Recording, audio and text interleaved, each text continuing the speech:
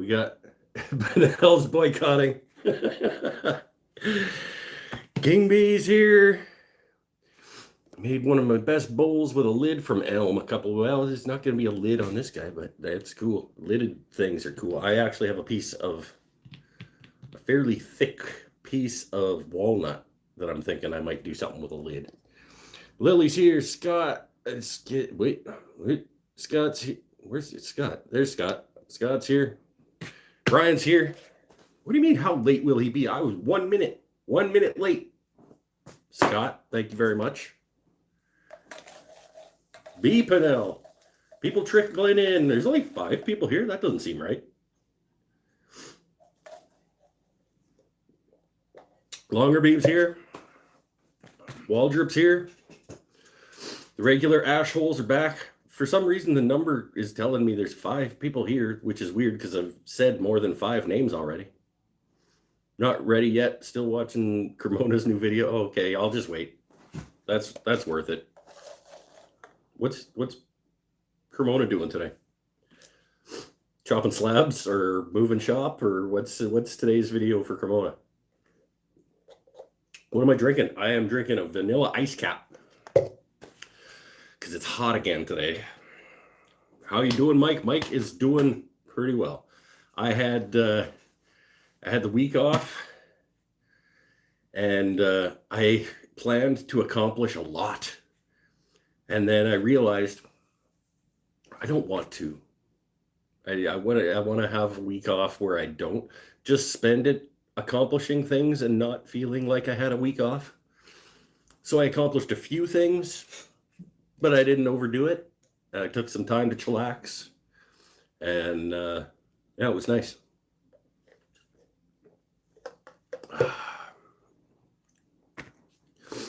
New shop, electrical and heating. Okay, yeah, I'll wait. No, you put that on the other one. Don't you have, like, can't you do 2 screens or something? You were doing that 1 week. Oh, take my wallet out of my pocket. Oh, it's hot again, but I'm having a good week. I made a couple of bowls. I was planning on crushing out like a ton of bowls this week on my week off because I thought I had a market in June. Turns out that my first market is the first weekend of July. So I've got all of June to make stuff for that. And at the start of June, my employment situation changes such that I'm going to have some more time to be making stuff. So that's my plan, is to just wait till July. I'll just chip away at stuff, and then in July I can, yeah. Paul's on vacation, also leaving for Washington. Yes. Built 12 guitar bodies today. Well, look at you, Mr. Guy, with his 12 guitar bodies. How much inventory do I take to markets?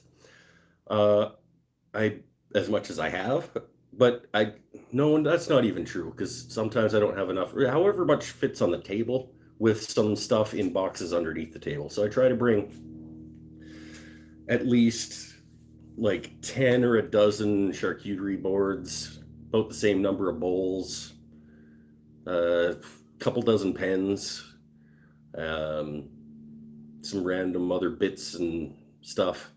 But I don't overdo it, because why? I've got a 6-foot long table, or an 8-foot long table. So I don't want to load it overcrowded full of stuff so people can't see the things. But when stuff sells off it, you want to be able to replace that with something from under the table. So 40-ish things probably per day. And then I'll reload that night for the next day if I need to bring another box of stuff down. I generally do 2-day markets. So either a Friday night, Saturday, or a Saturday night, Sunday kind of market. Beckham's here. What up, Mike? Got the Purple Heart pen, and it is beautiful. Thank you very much. Do I have a pic of my market setup? Probably on my Facebook page. It'll be a ways back because I haven't done a market for a long time. But If you go to my Facebook page and search for market, there's probably a picture or a walk by video type thing of my market setup. It changes every time, but I have a video of me building market display racks that I now use for, like, my charcuterie boards can now sit upright on a little stand. And I got a little pen thing to put pens in. Looking at doing some markets in your area for the first time. Not a guy. Yeah, don't overdo it. I mean, people want to be able to see all the things. And I would say fewer nicer things rather than more crappy things. But I also think you need to have a range of pricing on your things. So, like, I wouldn't go to a market and bring all like $80 bowls, because lots of people are walking through the market and they only want to spend $40 on the whole market. So, like, that's why I make sure that I have some pens and maybe a couple of coaster sets that are sort of less expensive, maybe some little bowls that are in the $20-$30 range. Amber got her pen as well. Nice. I don't remember which one you got. You got a draw pen, didn't you? Like a live show giveaway. While you were on the Facebook page, make sure to like everything so his phone blows up like an Amber Alert. Yeah, Pinnell does that once in a while. He he'll wait like a month, and then he'll go on my Facebook page and just hit like on everything so that my phone just tells me boom, boom, boom, boom, boom. Like, it's...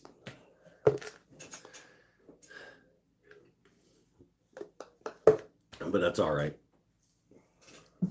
Makes me feel like I'm important. Jason Bass is back. Pick a date and time for what?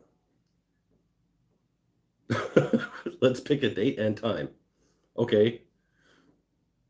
November 12th at 4:00 p.m. It's engagement. That's right. Every time you click like, and by the way, there's only 4 likes on this video right now. It's bad friending. Made a sushi set out of maple and walnut. Got the plans from another YouTuber. You can say who it is. Like, unless it's Matthias, don't.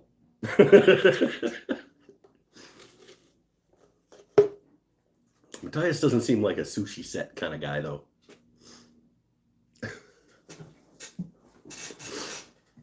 Oh. So, tragically, Hip sprung a release on us today. Or not today, yesterday, day before. This past week, all of a sudden, like the day before, they announced that tomorrow we're going to come up with the unreleased songs that were supposed to make it on Road Apples and didn't 30 years ago. So we're going to put out an album tomorrow. So off I go to thehip.com, and I bought my album and then another $200 worth of stuff. I got a hoodie coming. I got a shirt coming. I got a couple of albums coming. And yeah. I'm actually wearing tragically hurt shirt right now. Got this one for Christmas, I think, from wife. Steve Ramsey. There you go. I started out with Steve Ramsey as my my inspirational source. He's a good. I would recommend Steve Ramsey to anybody that's just getting started, but you move fairly quickly past Steve Ramsey if you are getting into it. Fixing to start working on a segmented vase. Okay, well, you can stop watching this show then, because you're ahead of me. Steve is talented, but he does very entry-level things that are perfect for getting a shop up and going kind of stuff. And just getting your feet under you in terms of fundamentals, which is great. But like I said, I moved past him in terms of educational value relatively quickly. But he's great for getting started.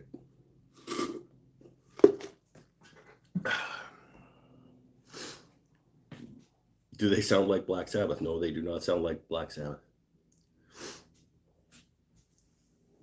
The basics, yeah, that's Steve is great for giving the basics. He's really easy to understand. He's easy to follow. Oh, you guys want to see something neat? Back up a little bit.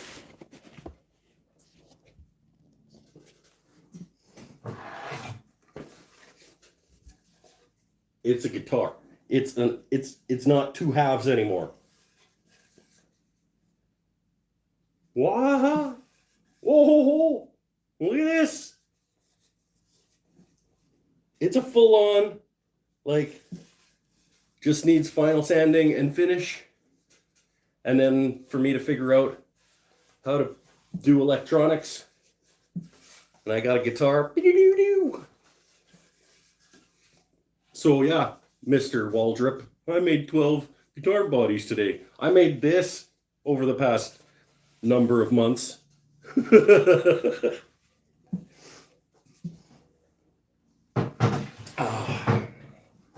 Yeah, that was a good day when I glued that neck in. I was like, now it's not guitar parts, it's guitar. So I need to give myself a hair deal. Gotta get the clippers going. Maybe get rid of some of these little flyaway dealies. Mustache is starting to go.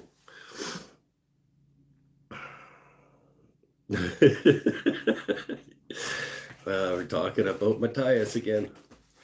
I'm out of ice cap. It's time for beer because I'm still hot and I don't want to spin yet. Yep.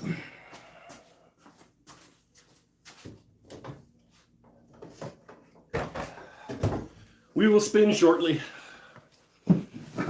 But hey, Misfits here too. We'll spin shortly, but I need to just have a sit. When do I think I'll be done with the guitar? I'm planning on starting the finish on the guitar this week. And that'll take a few days. And then I have to learn how to do electronics on a guitar.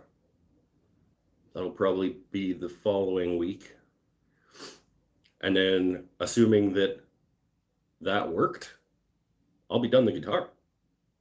So, another couple weeks. Probably, I would say mid-June, I should be done the guitar. And then the videos will start rolling out. Should be a 6-part series. Once a week for 6 weeks. The final video should be coming out at the end of July. Is that right? Yeah. That's the theory. I have to spend a lot of time going through a lot of footage.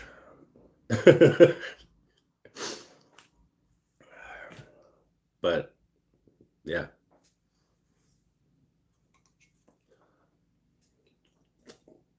I haven't had a haircut since pre-COVID. Well, see, I do my own haircuts, so I can do them whenever I want. Like, my last one was beginning of February. But yeah, I just put the guard on the thing and just vacuum my head with the shaver deal.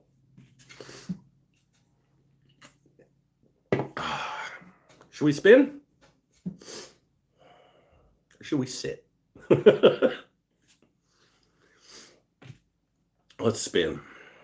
We can sit again in a bit. Yeah. Okay.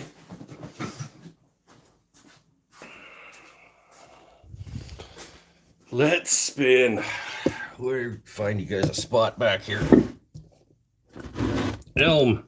What does that say? $9.50? That's not a bad price for a chunk of ELM. 2 by, what did I say? 9? So another little sort of plattery thing. Have we ever had a problem with the Laguna doesn't go in the direction you? Yep, I sure have. My reverse forward switch is kind of finicky at times, actually. It's interesting to hear you say that, because it's It's only happened a few times, but when it does, I'm like, what's going on? You flick it back and forth a few times before it actually like registers what you want to do. It's weird. I don't know if it's a loose wire in there or if it's like what it is, but yeah. Should probably contact Laguna and say, hey, what up? I paid $1,000 for this thing. Can it work properly, please? But what does the switch look like? Looks like this.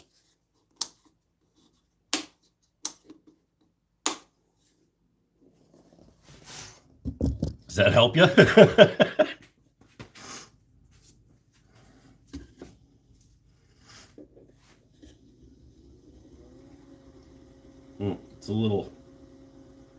It's a little this way wonky. It's not too bad for that way.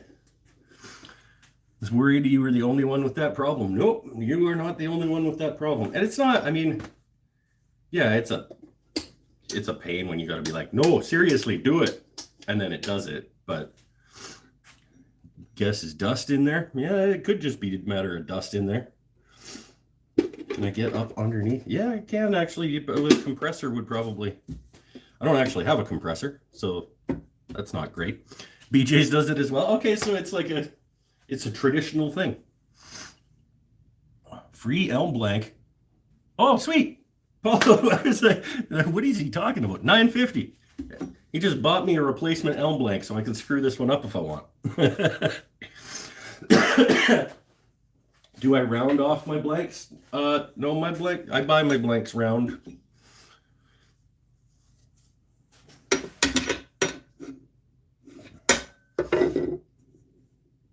But yeah, I mean, I start by making them round once it's up on the Sean McGill. Woo, I only missed a few minutes. Yeah, we've been chatting and stuff. I try to give people time to mosey on in.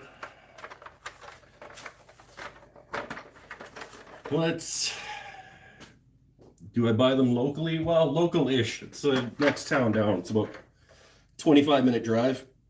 There's a shop in the next town over that brings bowl blanks in. It's where I got my lathe. All right, here we go. Oh yeah, that is spinning a little wonky. All the blanks you find in your area are all square. Well, I guess you'd have to round them off then. Yeah, we're way down at 9-ish. And we're just starting to get a little bit of shake. So we'll just round it off, flatten the bottom, see if that helps, and then we'll...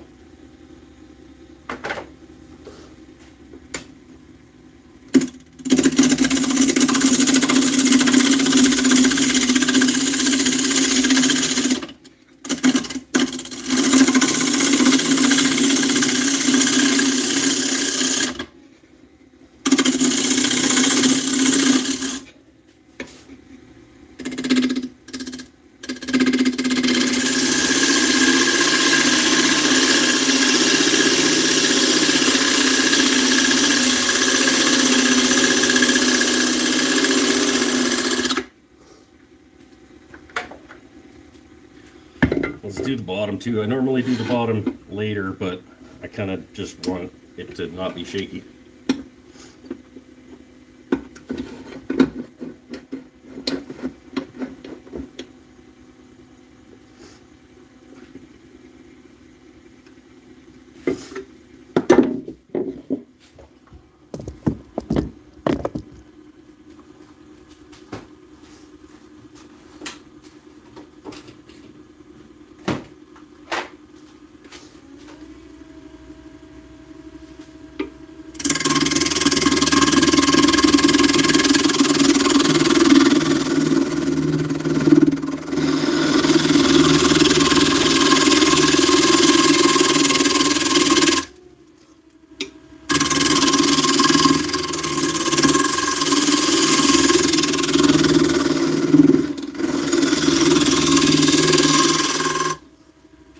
There we go. That should fix the fair bit of the shake. Yeah. See, now we can just go right up. We're up at 15 already now.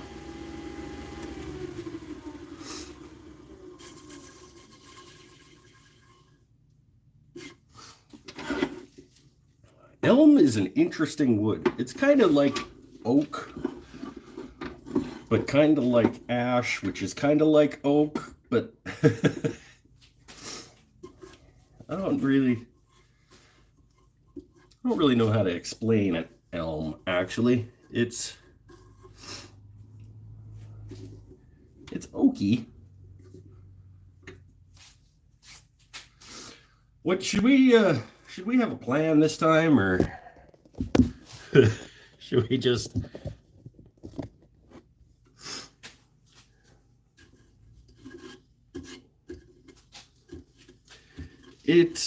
I wouldn't say it's very soft. I think it's harder than walnut and cherry and that type of thing.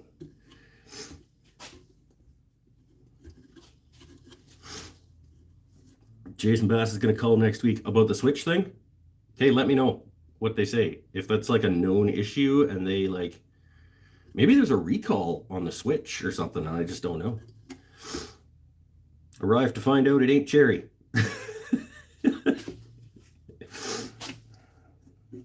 It was a close vote this week. It was actually, Acacia was closer to winning than Cherry was, but Cherry got a fair number of votes. It got at least one over on Patreon. So I mean, it hung in. It put up a fight, but it was between Elm and Acacia at the end, and I think there was only a 2-vote difference. What's the deal with that chunk out of it? Out of the cherry? It's just it's a chunk that is out of it. What do you mean, what's the deal with it? It got knocked at some point and had a chunk taken out of it. It's not a big deal. You just use this side as the inside, and then you're going to be rounding it down anyway. So you're going to get through that.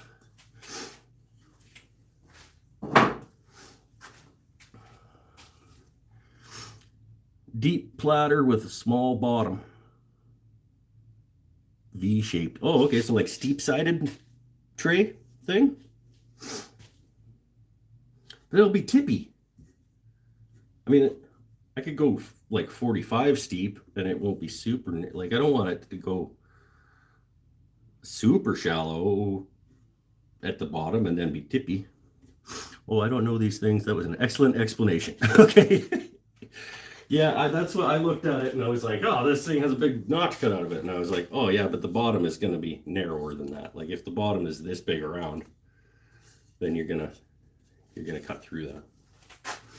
And I don't generally find 12-quarter chunks of cherry on the racks, so when I do, I buy it because cherry's really nice to work.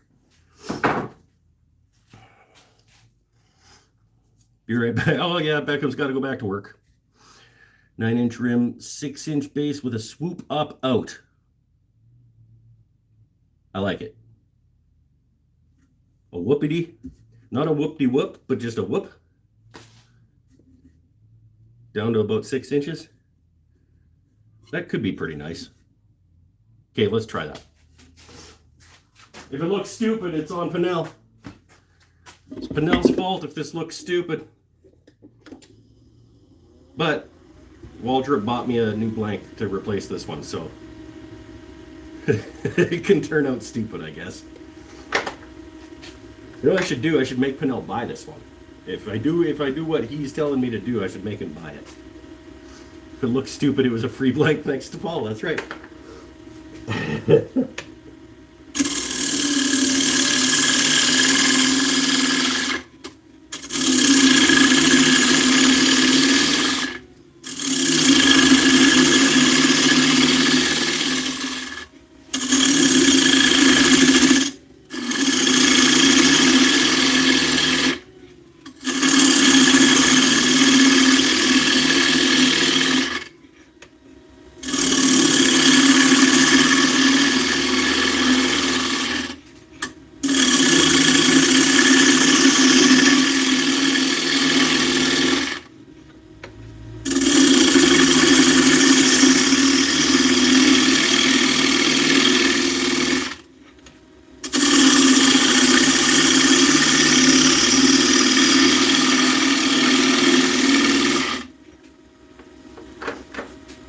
coming up.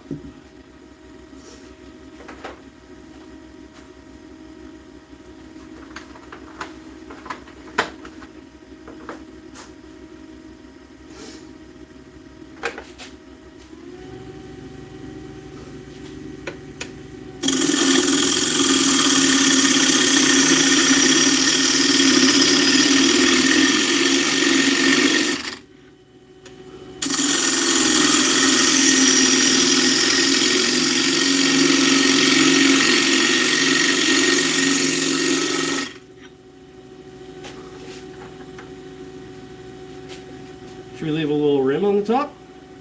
Or should we go right to the edge here?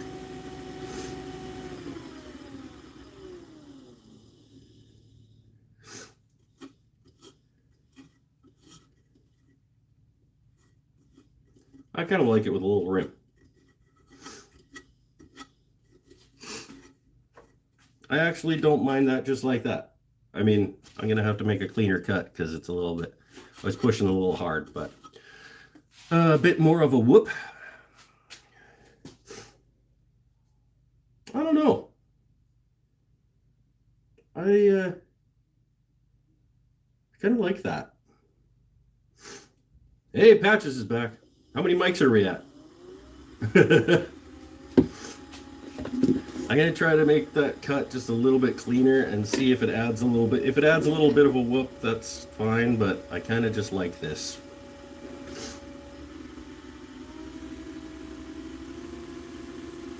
We're up at 1390.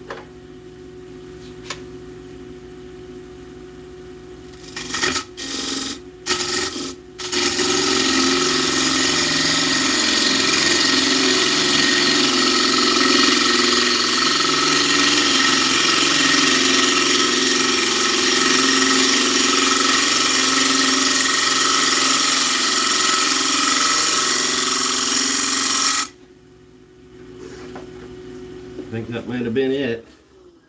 That felt like a pretty nice cut.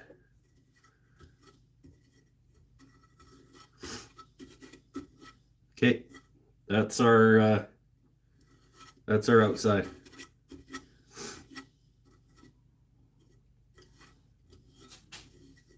Little bit on the end grain, but I can sand through that. That's kind of interesting. I don't hate that. Good work, Pinnell. I don't hate it. Just clean up that stuff at the top edge there.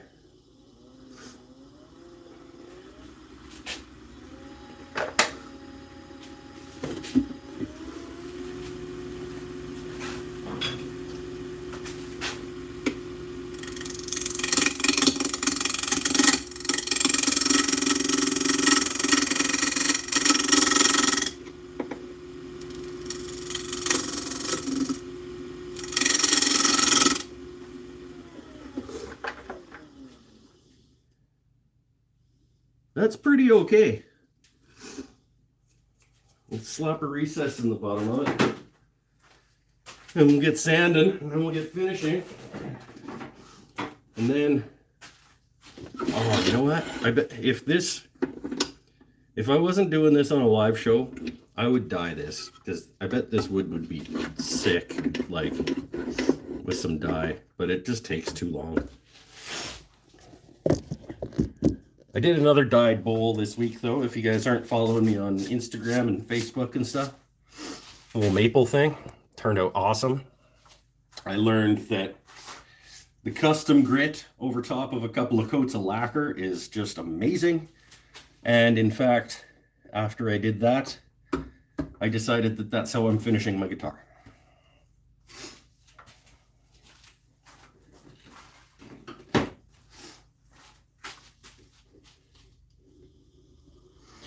What dye did you use? Yeah, I was using my RIT fabric dye stuff. That one was the aquamarine, which the colors on the outside of the bottle, don't listen to the colors on the outside of the bottle. Like, this is like baby blue, and that's not correct.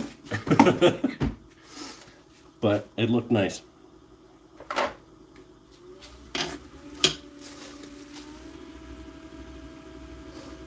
Written grit. Nice. That's what it is. It's written grit.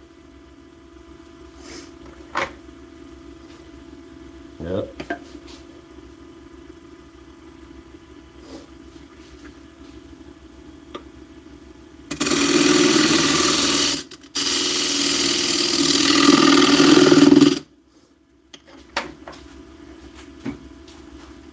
Something about trans tint. I've never actually used trans tint, but I hear a lot of people like it. I dye maple pens. Yeah, I've taken to dyeing maple pens too, because maple pens kind of get a little bit boring when they get down that small. Even when you use them like flamey maple, once you get it down to pen size, it loses a lot of its oomph. So, yeah, dye works really good on maple.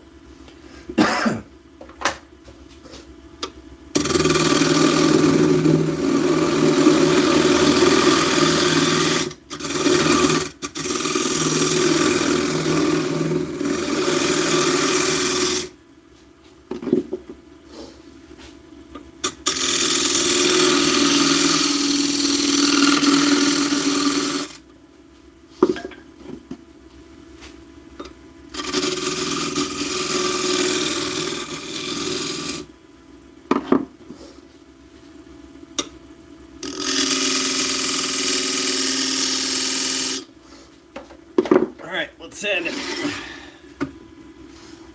Oh, hot and sweaty. But at least we're done the outside almost. What do I have to start at? I did get some end grain messiness, but so let's just go all the way down. We'll start at 80 or something.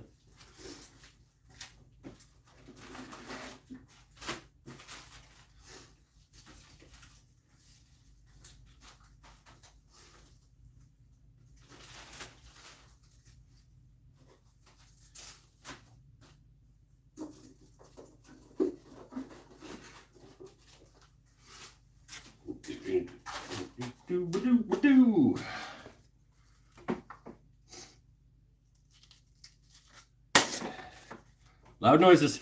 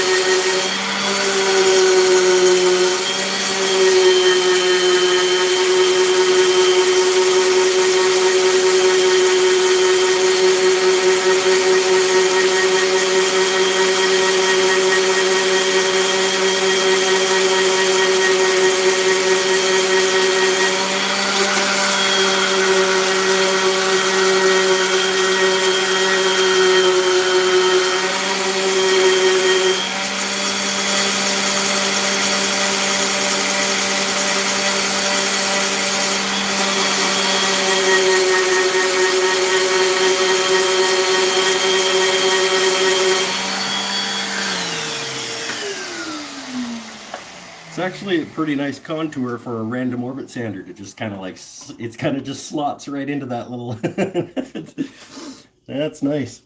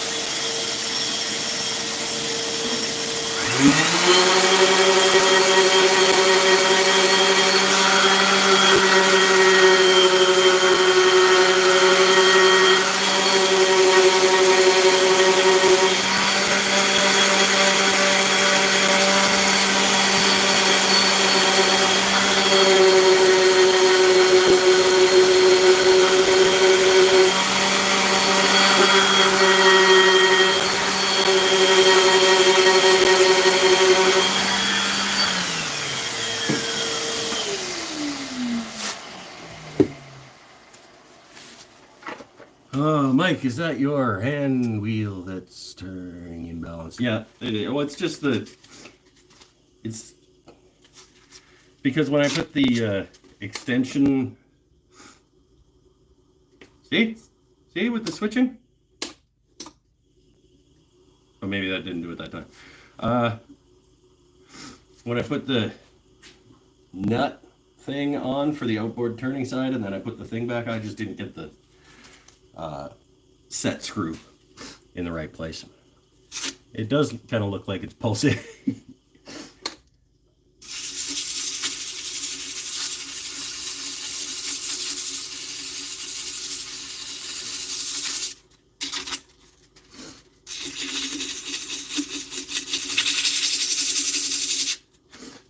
Today I am going to test the custom grit on something having only gone up to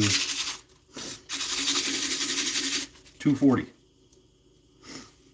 Wait, this is 150. I'm going to do one more because I'm not going to test it that long. Why am I only at 150? Wasn't I just at... There we go, 240. Just by hand. Didn't want it flying off and hitting something. No, it's always done that. It's just you guys have not been on an angle that has seen it, I guess.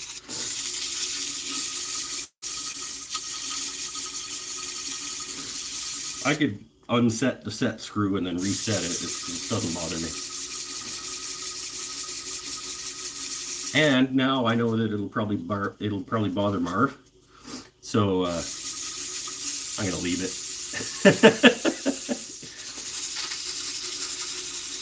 How do I get rid of the end grain roughness? I think that's what I'm seeing on my bowls. You're asking the wrong fella. I either sand through it or just be okay with it. You can cut slower and be sharper, but that's my only advice. If it's slower, lighter cut and be sharper.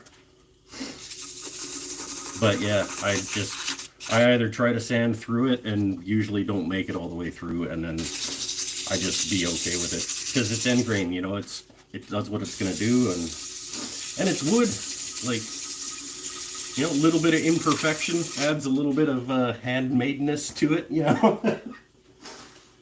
There we go, 240. I mean, you can make all kinds of excuses for half-assing things, obviously.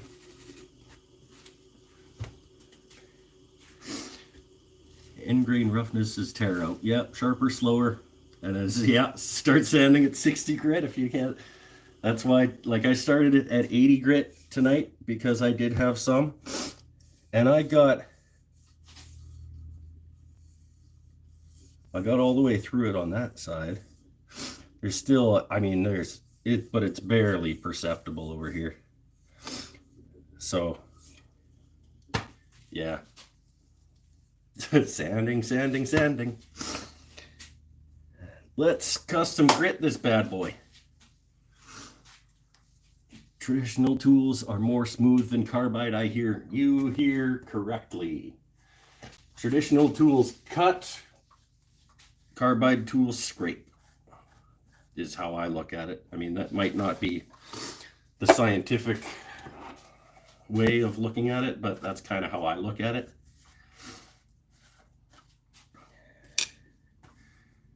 Custom grit step 1.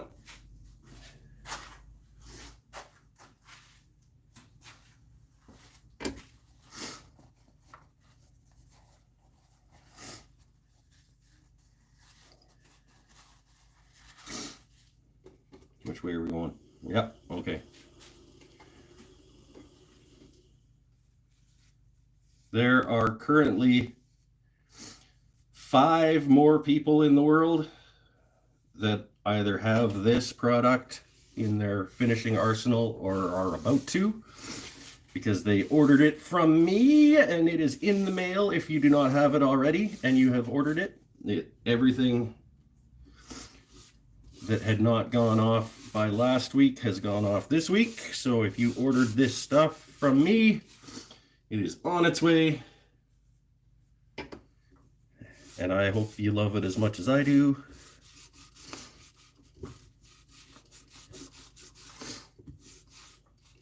Can't wait to get it and try it. It's like, okay, so some of the key things to this stuff. You want to buff it on, not spinning. Nice thin coat. You don't have to get the whole thing, but like a nice thin coat while it's not spinning. And then spin it slowish to start breaking down the grit. Stop doing pens until you get yours. Yeah, I'll never do another different finish than this on pens, I don't think. So we're breaking down the grit at a little faster than that. So like 400 or 500 probably ish to start breaking it down.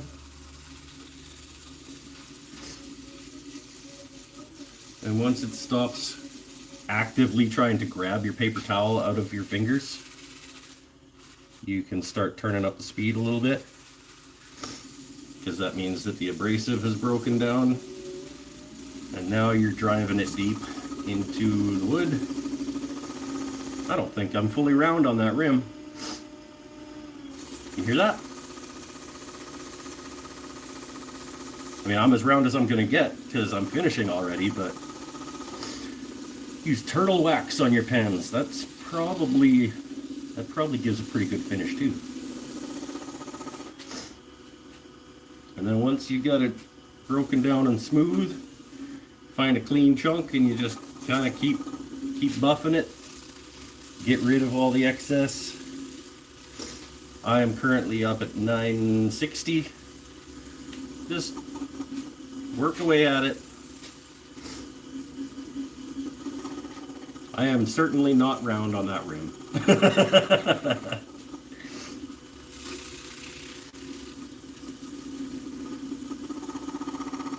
You guys have to hear that, right?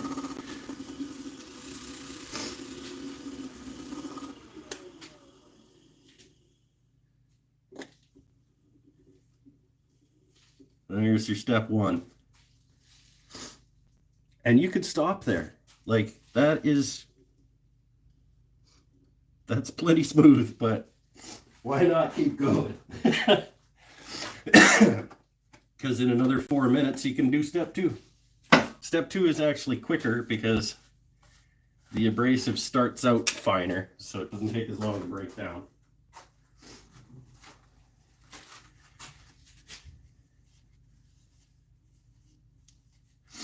So you can spin it a little faster.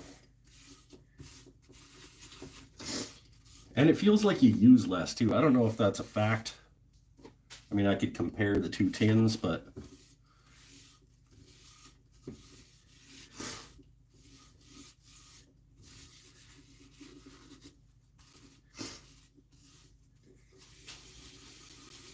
see, now we're going to start our step 2 at 650. It does, yeah, I mean, you can feel that it wants to grab, but it's not nearly as bad.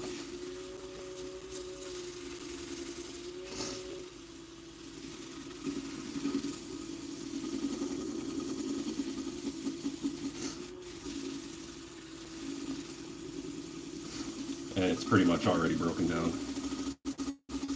So now we're up at 859.07.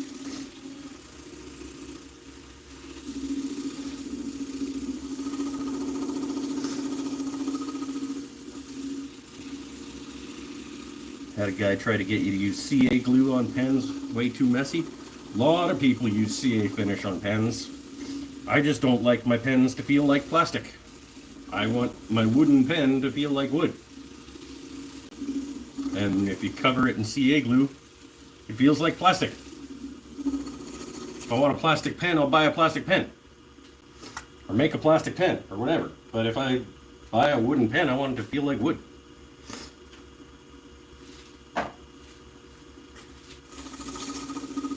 I mean, for my first probably 40 pens were just done with Howard's.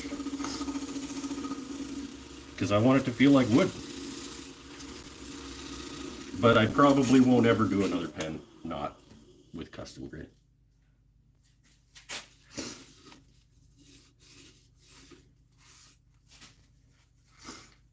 Find a fresh piece of the paper towel and buff it up.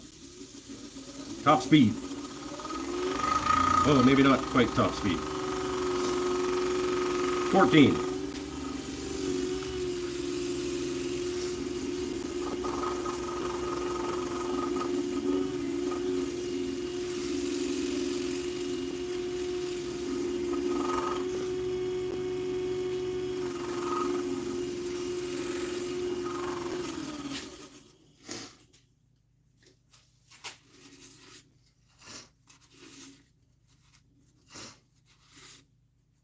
There she is. That's beaut. Let's have a sit. That's beaut.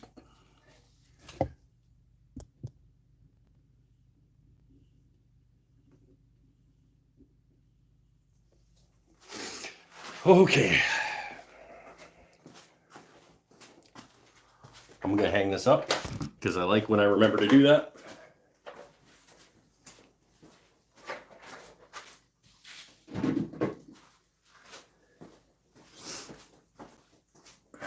All right, so we're doing a single whoop bowl tray thing out of ELM tonight. Courtesy Chris Bonnell.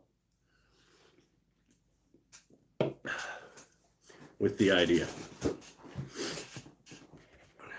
Oh, Scott Lenzen, late but made it. That a guy.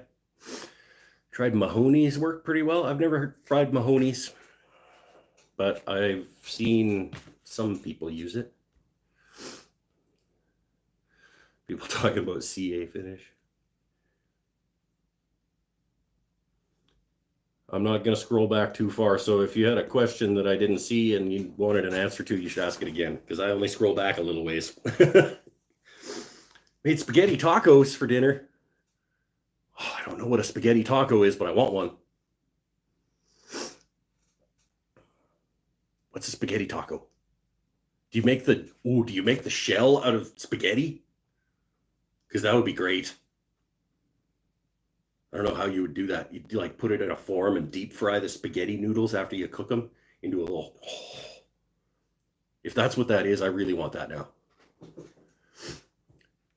problem with CA glue is you don't have a good discount code to get some. That is a problem with CA glue. Nobody has a discount code for it. Here's Doctor's Woodshop walnut oil on some things. Carl Jacobson is a big fan of the Doctor's walnut oil. I still have not, but food safe things. This stuff's food safe. Didn't either until tonight. Spaghetti in a crunchy taco. Yeah, okay, that's fine too. I mean, I think it would be cooler to deep fry spaghetti in the shape of a shell and then put your taco stuff in it. But anyway, thing about the CA glue discount code is that I do happen to have one. If you look down in the description, you'll see a link and a discount code for Starbond CA glue. The Doctor is an Oregon fella. Oh, okay. Well, that would do it. Because so is Mr. Carl Jacobson.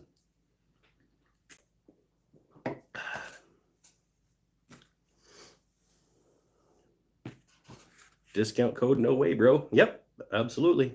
Down in the description. A link to where you can buy it and a discount code that you enter, and then you get cheaper CA glue. I get a little bit of a kickback from Starbond. Starbond gets its wonderful product out to more people. And away we go. I've made like $27 or something from having that link and my discount code and stuff. I don't even know how much Starbond glue is that? Like a couple bottles, maybe? Because that's probably what I'm going to use it for. I'm probably going to use it to order more Starbond.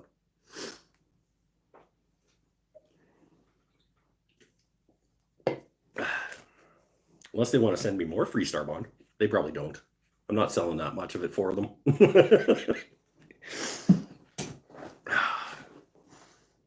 Oh, I will flip this thing over. Where are we at? 52 minutes. You get a Starbond discount through your wood turning club. Look at you. No, that's cool. Starbond's good. I mean, any company that wants to reach out to a little guy like me and hook me up with free glue to give out a discount code and stuff, that's a good company as far as I'm concerned. Discount code Beckham50 for a 50% off. I should enter that code. Discount code Beckham50 and you get 50 cents off your Etsy order. I like that. $7 a bottle, is that good? I don't actually know. I've never paid for Starbond glue. I've only ever gotten, I've got one batch of Starbond glue in my life and it was free in the mail. So I have no idea how much it costs. It is good? Oh, okay. What is it normally? Like, it sounds good because you don't buy that super tea or whatever it is for $7 a bottle. So 9 to 10, $13.50, Pinnell says. Well, you guys need to get your coordination here. Oh, but they're in the States. So yeah, 9, 10, $13.50 Canadian. Sounds about right. Black you ordered was $24. Yeah, you don't really use a ton of it though. I guess it goes a long way. But yeah, that's a lot. King B says $12. Free is best. I was pretty happy with free. And I'm using the hell out of it. It's awesome. There's a lot of CA glue used in this guitar build. I mean, most of it is like on painter's tape to hold down parts temporarily.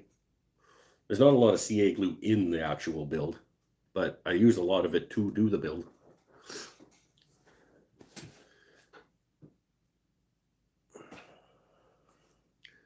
More wood than CA, more CA than wood.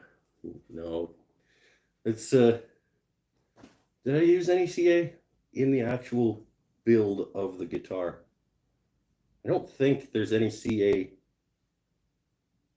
in the guitar. I just used a lot of it on tape to put to glue down templates and stuff. I want to try Parfix. I don't know what that is. Is it a finish? Is it a glue? Oh, you weren't here to see the guitar? Okay. That's the guitar. It's the neck's glued in. Cavities are there. It's the whole thing sanded up to 150. So I got to do a couple more grits on the whole thing. And then I can get to finishing. Oh, I got to drill a hole through there to actually get access to the truss rod. Should probably not forget to do that.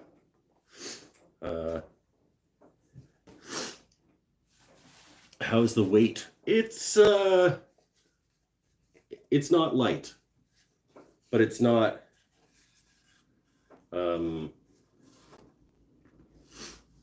I would say it's heavier than, well, I mean, it's Sapelian cherry, so it's heavier than like the MDF that they make like Telecaster or Stratocasters out of. What am I going to use to finish the guitar? I am going to, after my experiment this week, on a bowl with lacquer followed by custom grit. I am going to lacquer and then custom grit my guitar because it made a fantastic finish on the outside of that bowl that I did this week. And I think it'll do the same thing to that guitar. Looks about 12 pounds. Okay. I don't know. I think it's probably about the same weight as my Dean electric, which is mahogany and Les Paul-ish styled. It's guitar weighted. It's about the weight of a guitar.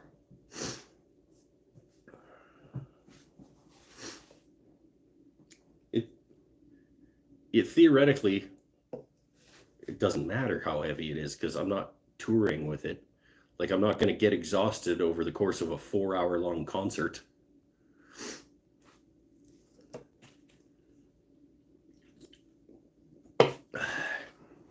But it's not one of my lighter guitars. You'll know you're wearing it.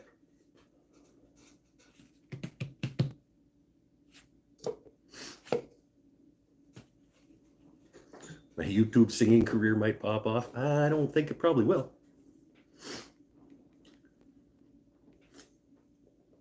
And if it did, I wouldn't be playing an electric guitar anyway. I'd play acoustic guitar. I'm going to make this guitar. I'll probably never play it. Like, after I test it to see if it plays, I'll probably never play it because I don't play electric guitar really.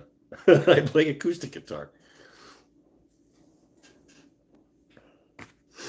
Hopefully no neck dives. No, it's not. The neck is certainly not going to dive because the body is the heavy part. I tried to play an acoustic this week after playing bass daily for a year.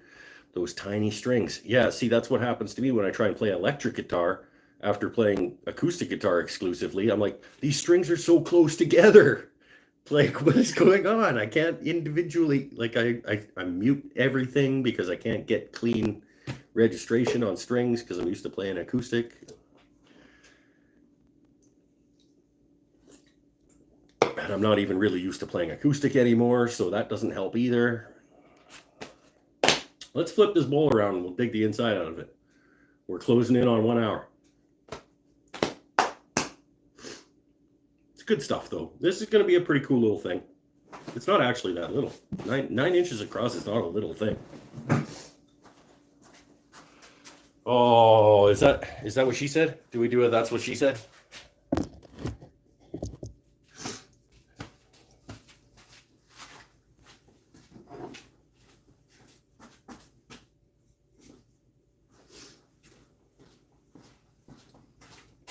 Family show.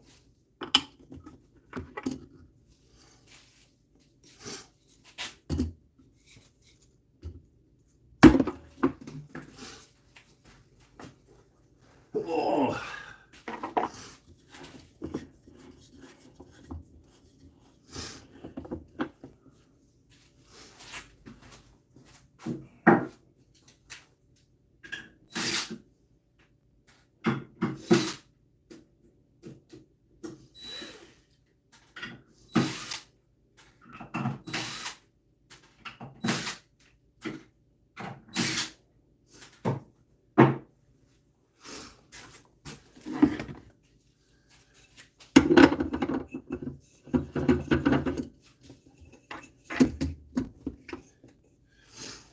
All right, here we go. Inside out.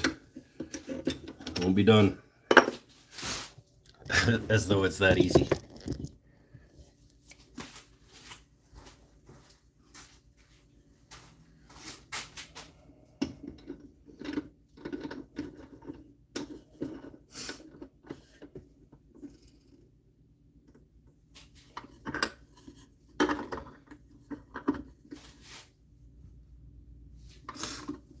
Feels soft when you're chuck scrapping it. Like, it feels like it's really compressing that wood.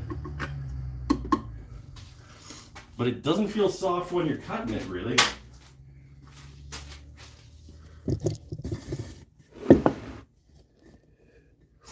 Oh, you guys want to see one of the things that you sit on back here? Look at this piece of magnolia. Like, this is a 3x12 piece of magnolia sitting back here that you guys sit on.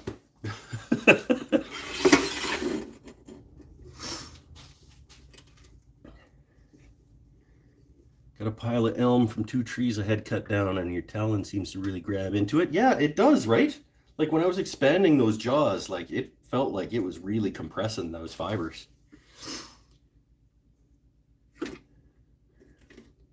All right, back at her. Let me just do a quick, I don't know if you guys do this with your bowl gouges. Just grab, this is like 240 or some random piece of sandpaper. And just get it down in the flute and just give it a quick. When you don't want to go all the way back to the grinder, you can just give a quick and just touch up that edge just real quick.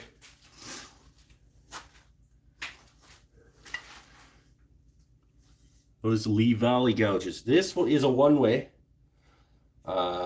I've got a Lee Valley budget or economy or whatever spindle gouge that I've never used. But yeah, those are my only 2 actual gouges. The rest of my stuff is carbide. Thought magnolia was a yellow flower. Well, yeah. Magnolia trees produce yellow flowers. Finding good gouges seems to be tricky right now. Really? I have not had any problems, but I've got a local retailer that I bought my lathe and I buy my blanks from. It's in my pocket. Oh, I got like a torn up golf scorecard in my pocket. I'm going golfing tomorrow again. That'll be fun. And my vacation with a round of golf. All right, let's see. I'm a little concerned with how I'm gonna have to retighten that chuck at least once, I'm pretty sure, because that was compressing good when I grabbed on there. All right.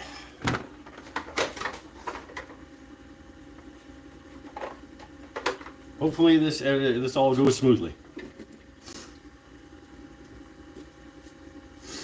A full set of carbide tools and a full set of Freud turning tools. I think I knew that Freud made turning tools because you said that once before. Because I think you're thinking of marigold? Yeah, maybe. I don't know. Oh yeah, magnolia is white flower. But yeah.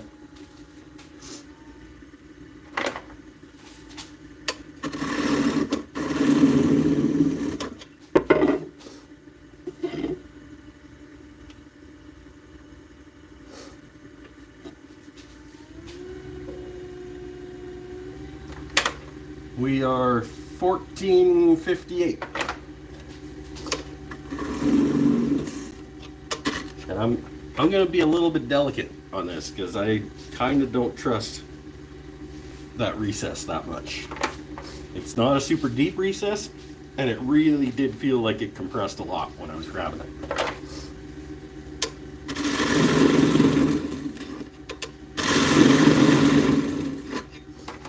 Okay, the face grain does cut like it's a softer wood than I thought it was.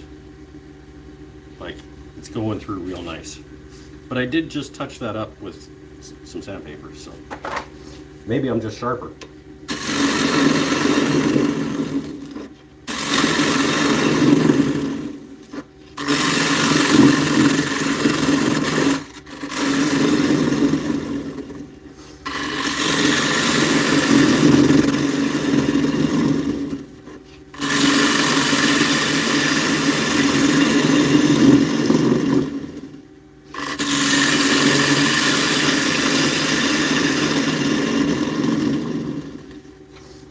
Yeah, that cuts pretty nice in the face. I should probably measure some things.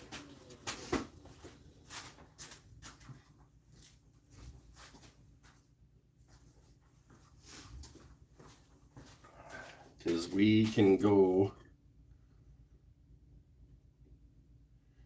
let's call it an inch. Let's be safe. Go to an 1.5 inches of the 1 3/4 inches. No, let's not go to an 1.5 inches. Let's go to an 1.5 inches of the 1 3/4 inches depth. And just completely ignore the fact that we have a recess in there. I'm going to put that at an 1.5 inches. And then we're going to make sure that we stop before this. So don't let me go all the way to that mark. You guys are in charge of this now.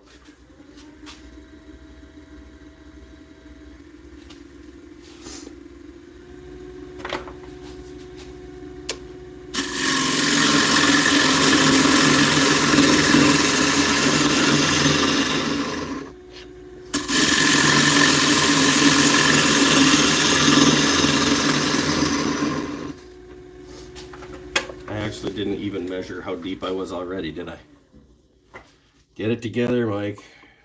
All right, we're only at 5/8.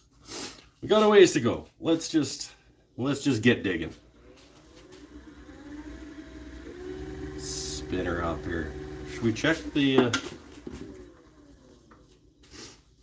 where's my, found it.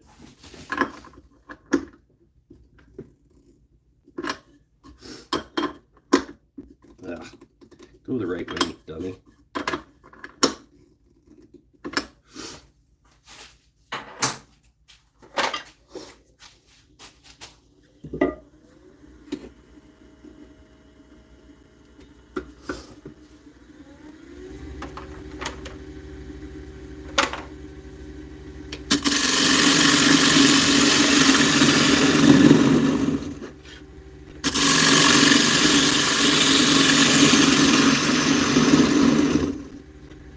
Whoa.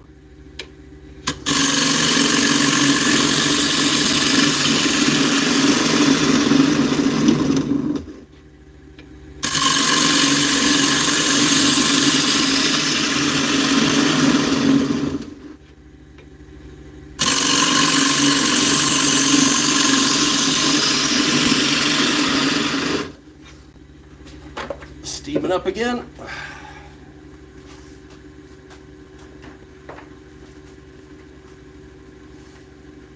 Cutting well though.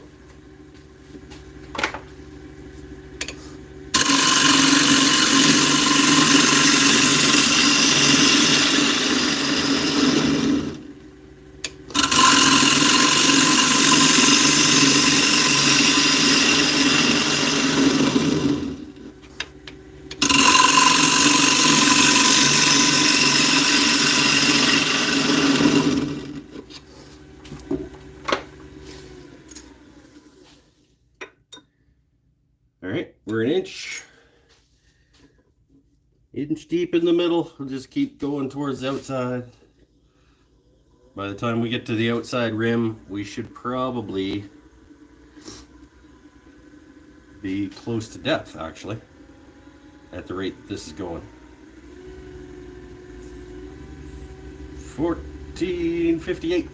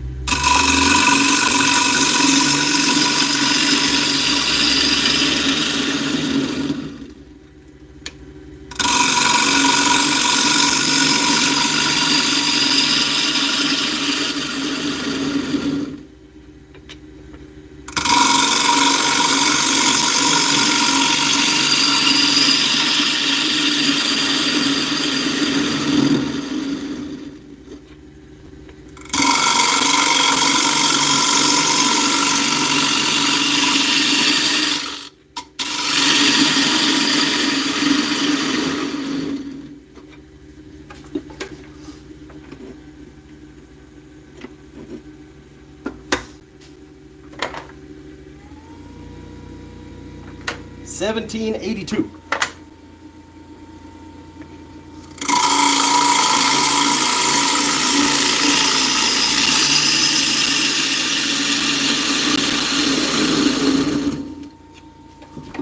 Let's check depth.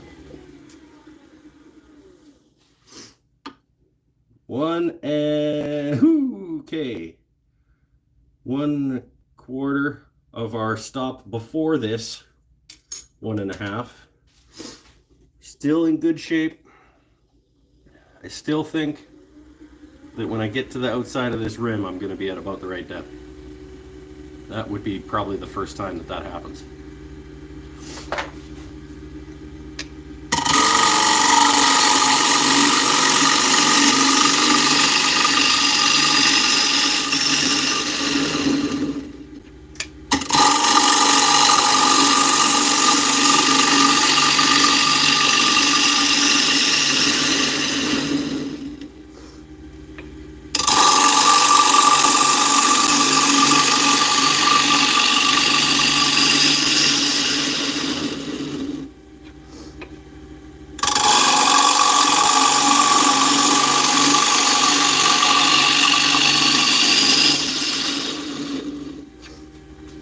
Okay, now I gotta remember that this thing goes in that way, right?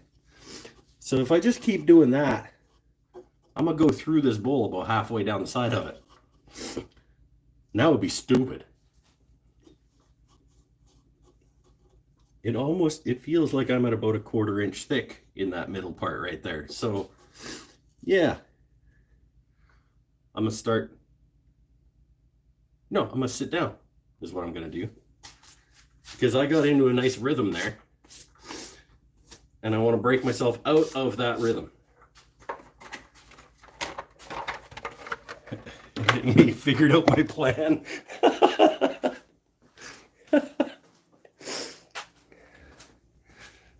Yeah, no, I want to get out of that nice rhythm I was in there.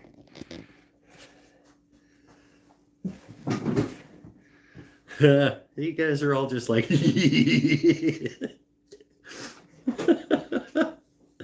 that's funny. That's funny. No, sometimes the noggin is working.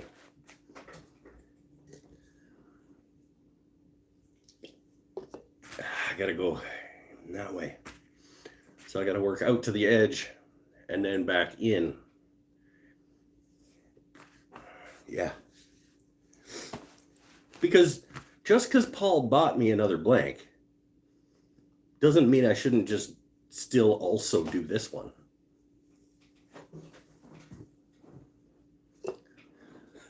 Like, I would like to also have this one. Remember markets and stuff?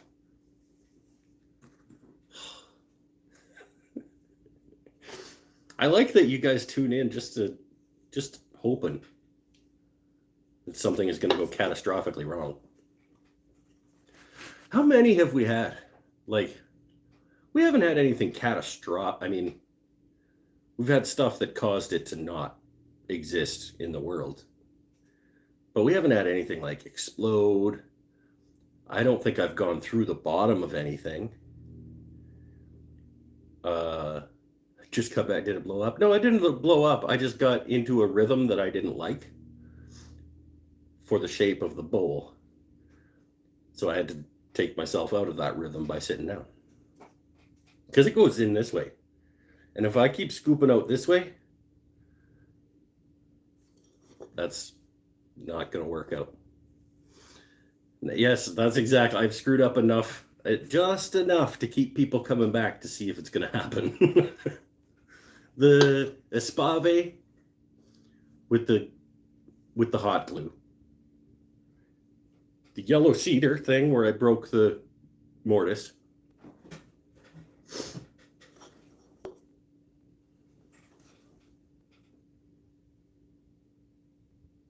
There's at least 2 other ones. I'm sure there were.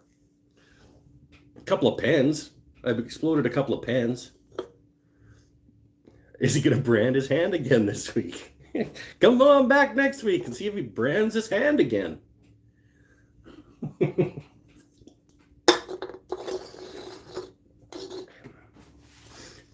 Oh, the depth hole one. Which one was that?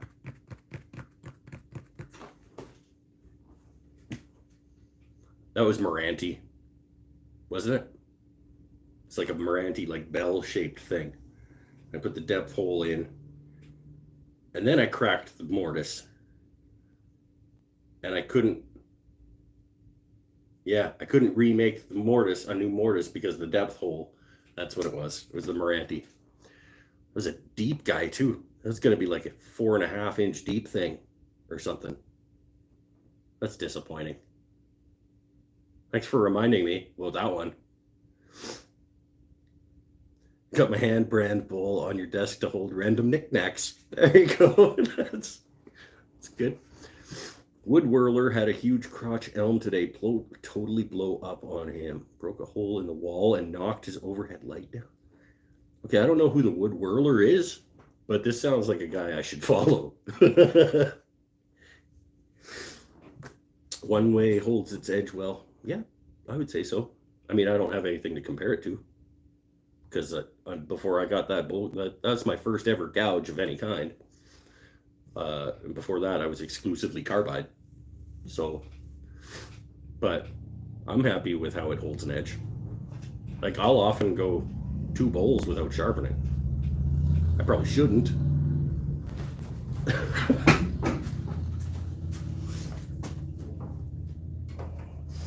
But I also just this past week started trying that like little just quick hit of a relatively high grit sandpaper just in between sharpenings, and it does seem like it touches up the edge, kind of like the same thing that stropping does. Like, it just gives you a little bit of a quick kind of a thing.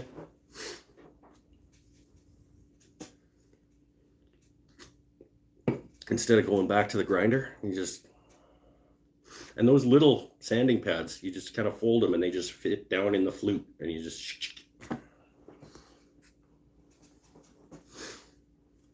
Okay, 1:19. We're almost at depth, and I now have, he's an old crotchety dude, talks a lot when he's turning, and has shingles.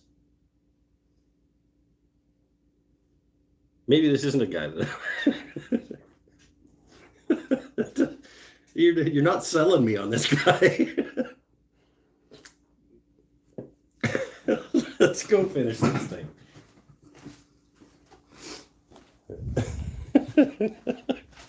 That's like, he should not hire you as his marketing department. Crotchety old man who talks a lot and has shingles. All right, so I want to be coming in that way and then flattening out.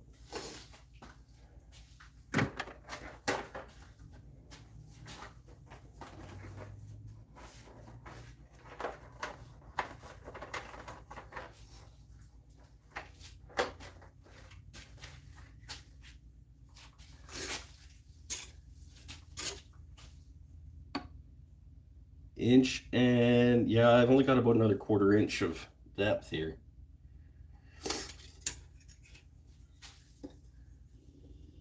Diamond cards, I've seen people use, Sean at Worth the Effort uses diamond cards to do a little touch up.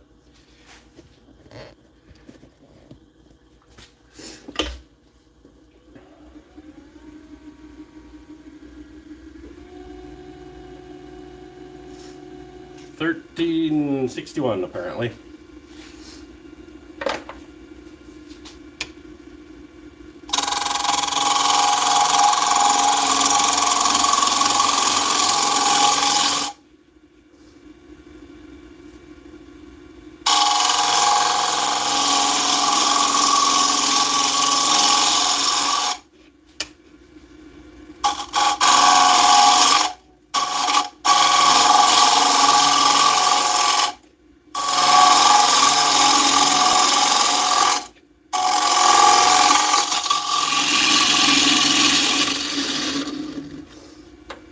is a hard rhythm to get into. Going in and then down. Grab this guy.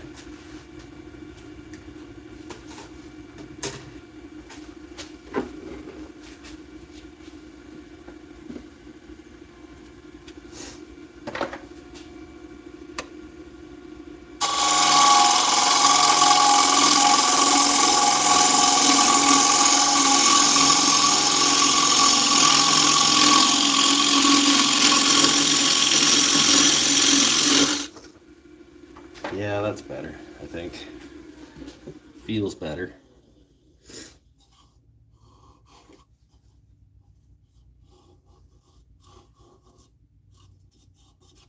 Okay, I'm gonna go. What am I gonna do? How do I want to do this? I want to flatten off that bottom before I get too much further along here.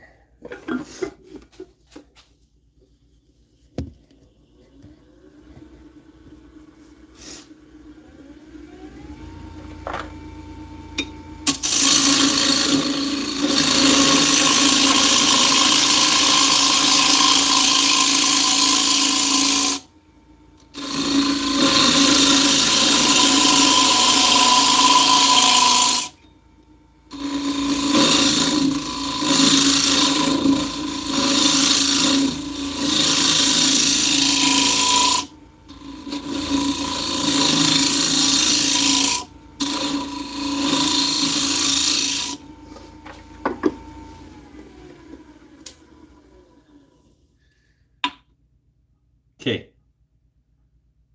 I still think I've got more room down there. I got more room down there.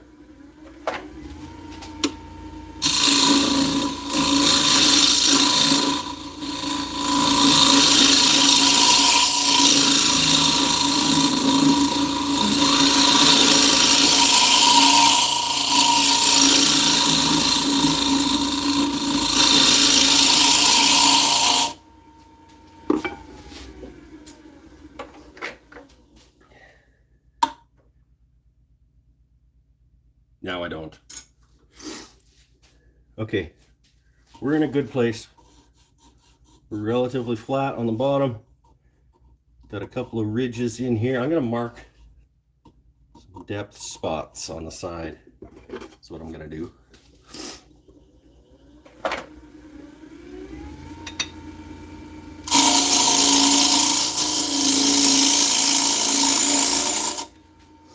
No, I'm not. I'm just gonna do it by feel.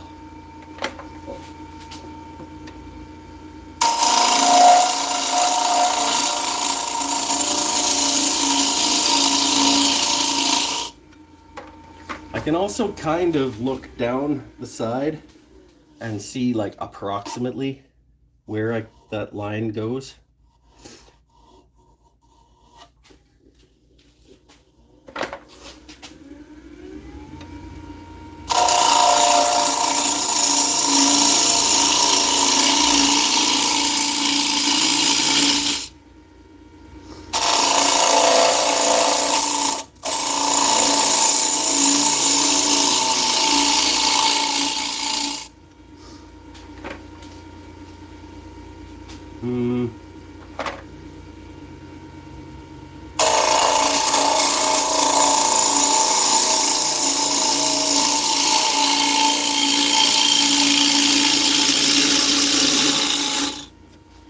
Okay, I think I'm done getting greedy. I think we're about a 1/4 inch all the way along until it thickens up a little bit at the rim, which I kind of like. If only he had calipers. I have never used these.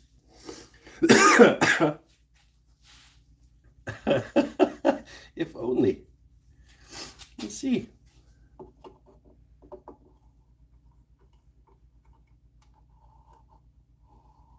Yeah. Yeah. Look at that. And it thickens up right there where it makes the transition. Oh, beauty. Oh, if only he had calipers. I should use those more. Okay, we're set. We're just gonna sand now, I think. I'm not quite flat on the bottom anymore.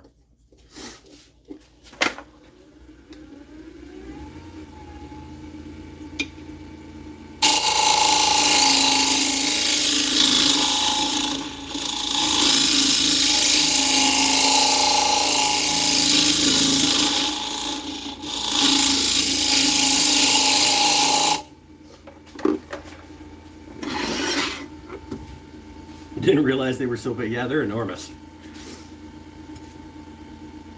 All right, sanding, sanding, sanding. And I apologize, Scott. I am not using your bowl sander thing yet. When I'm crushing bowls out in June, I will practice with it. But I'm going to go with what I know for now, which is the drill. I haven't seen Scott too much tonight. Is he still around?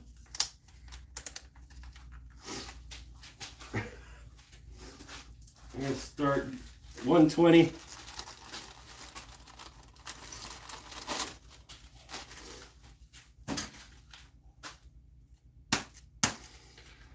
Oh, we are just about there. And this is a cool thing. I like this thing.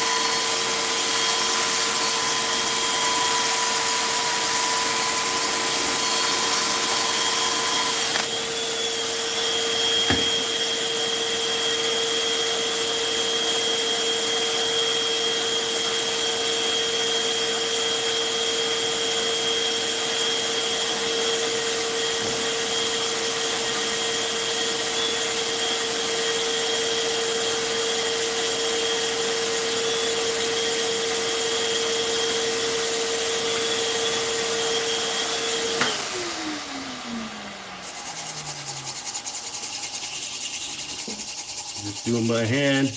Happy birthday, Chili. Chili's birthday was on Tuesday. Won't be here next weekend. Traveling and your 10-year wedding anniversary. Yeah, that's a valid reason. I don't...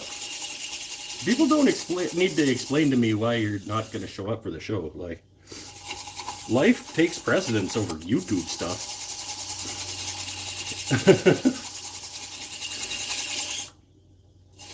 See, at least I said happy birthday to Scott on his actual birthday. You guys are like 5 days late or 4 days late or something.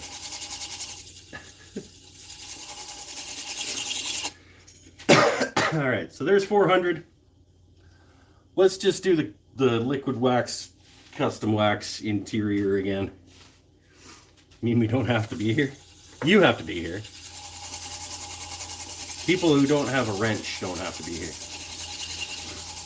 David Holler, make a hanger for your hose at the bottom of the lathe so you don't have to hold it. Well, yeah, that would be... This guy, you must be new. I'm not really that smart, Dave. I generally don't make things easy on myself either, but that is a good idea.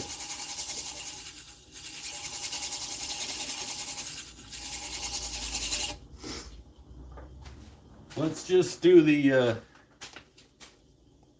right into the sandpaper liquid wax situation again. That worked well last time.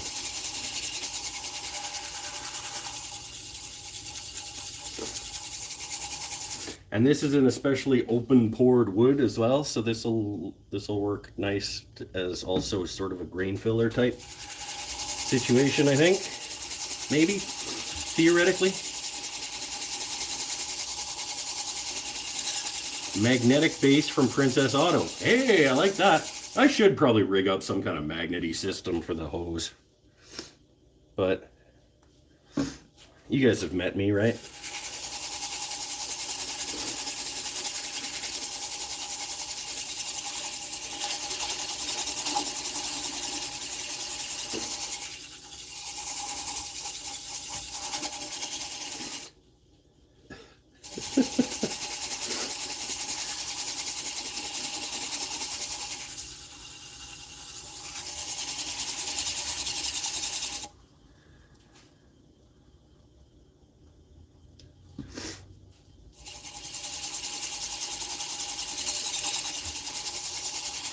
Third Mike is here? Oh, Mike Stanifer's here.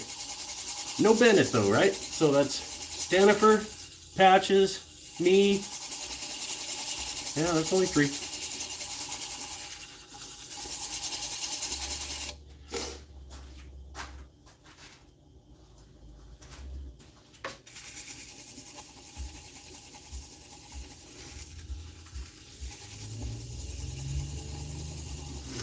Custom wax, liquid wax is great for what? Chili? Slurry sanding. Yeah. No Bennett yet. I have RC questions. I'll let him know that like he has to start showing up again because I don't think he was here last week either. People need their RC questions answered, Bennett.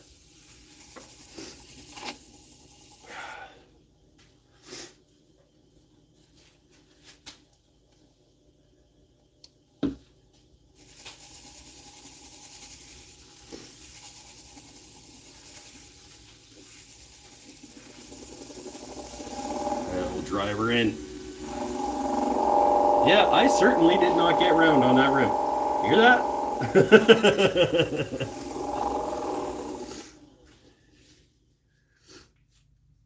Oh, that's neat. There's like a different color in half of it, or in a third of it.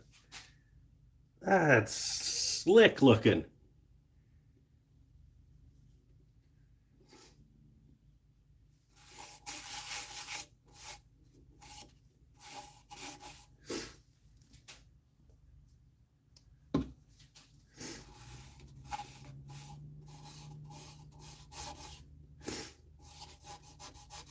And that's not even tear out, that's just deeper grain.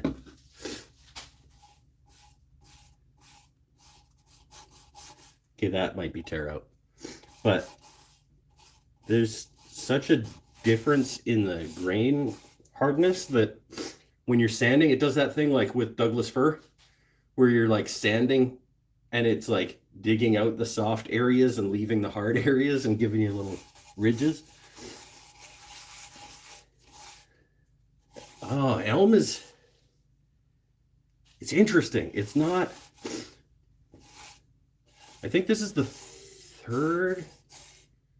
second or third, I want to say third elm thing that I've turned, and I've never been disappointed by it. But it never like just absolutely blows me away either. But this one I think is the coolest of the bunch. With the darker chocolatey type stuff around over here.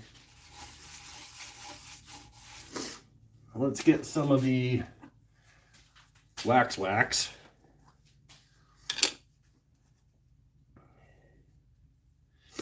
And just do a quick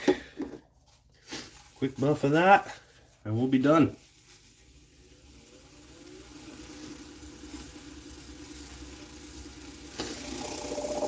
Yeah, I'm not round. That's funny. Because you'll never notice, but you can hear it.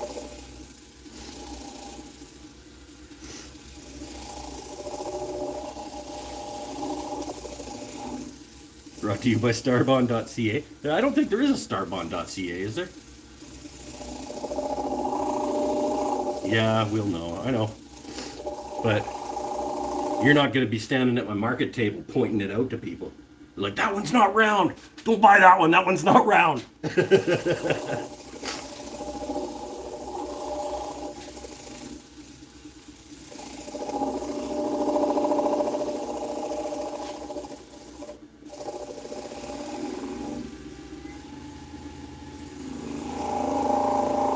Woo!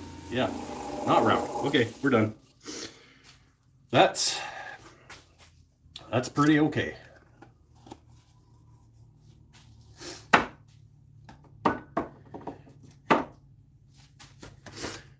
Hey Marv, did your lathe come in? Marv didn't order a lathe. You're thinking of somebody else. I think you're probably thinking about longer beam. Marv did not order a lathe.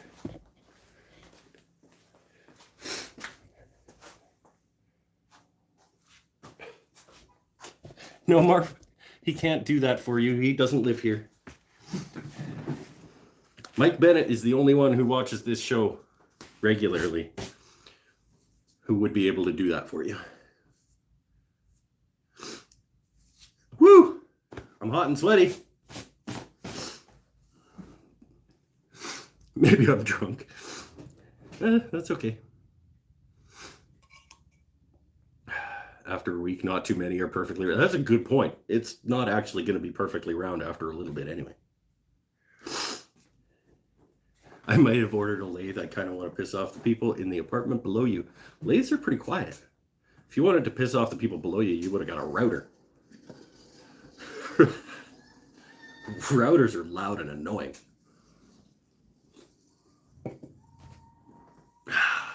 Let's take it off and have a look. I'll bring it over.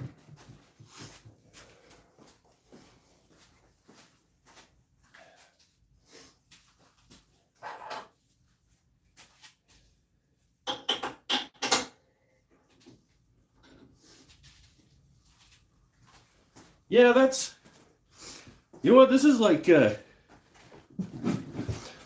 of those like soup bowls that you get at a fancy restaurant where like the restaurant is too fancy for you and they don't want to give you very much soup, but the meal starts with the soup or salad option, and it's like some kind of bisque, and they give it to you in a bowl like this, and you get like this much soup around the bottom of it, and you're supposed to like, your spoon is supposed to go like away from you because you're classy or whatever. That's what this is. It's cool though. I do like that color shift that goes through it. Planers are also noisy. Yeah, the benchtop ones anyway. I've never heard like a floor standing like big Mamma Jamma planer, but yeah, you're right. Not annoying like planer or like routers though. That's a cool bowl.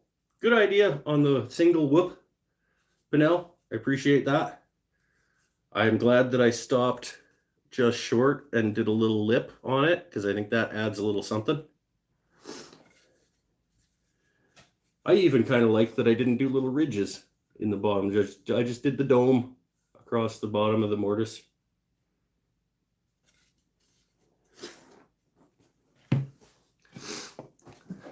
I don't know what we're F-thatting.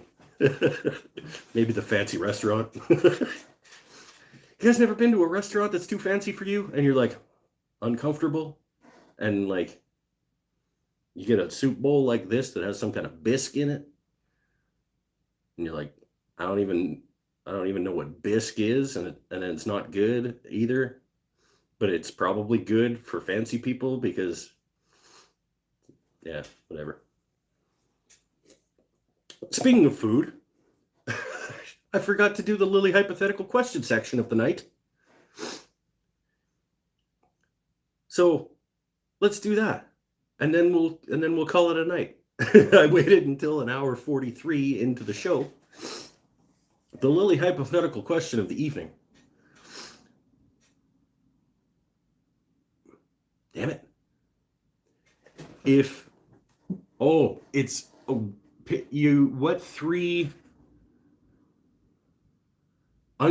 three unconventional pizza toppings.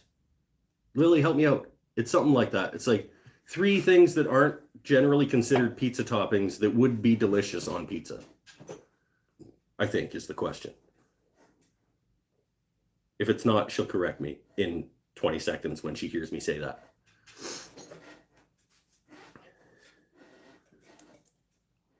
I worked at a restaurant where we actually like made Caesar salad from scratch, like at the table, by like crushing up anchovies and separating egg yolks and stuff. It was nuts.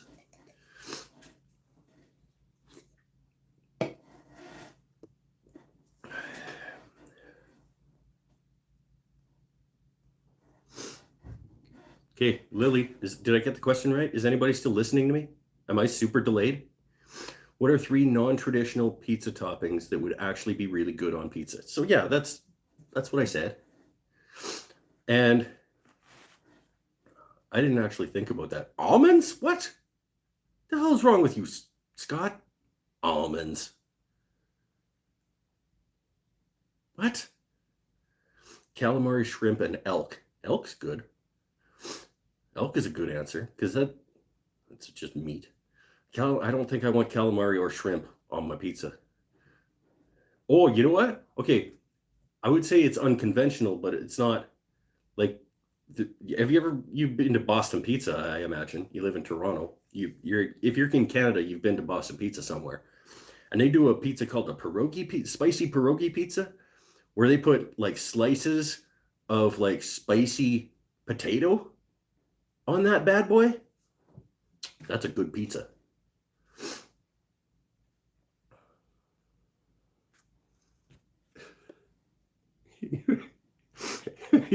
What is this? So I did a fancy restaurant and I ordered soup and they brought out a bowl with a piece of cheese in it. I thought I ordered soup and I ate the cheese and they brought the soup out to pour on the cheese. That's great. Blue cheese? No, blue cheese is wrong, Lily. That's the wrong answer. And I don't think we can be friends anymore. Fig jam is interesting though. Venison. Yeah, okay. That's a meat. Marshmallow, Smarties, and 7-Up. Marv's just looking around the room and saying words of things that he sees, I think. Pulled pork. Yes. Honey and arugula. You screwed it up on the end there. So much better to wash it down with a cold Pepsi. See, you guys just troll me sometimes. Cool Ranch Doritos, beef jerky, and liquid nacho cheese. Brian's onto something. I'm back. How did the bowl turn out? We're talking about weird toppings for pizza now. You can see the bowl in a minute, Beckham. Smoked brisket, Limburger cheese, and sweet potatoes. Okay, that's not terrible. Smoked brisket would be awesome. I'm digging pulled pork. Whoever said pulled pork has a good answer.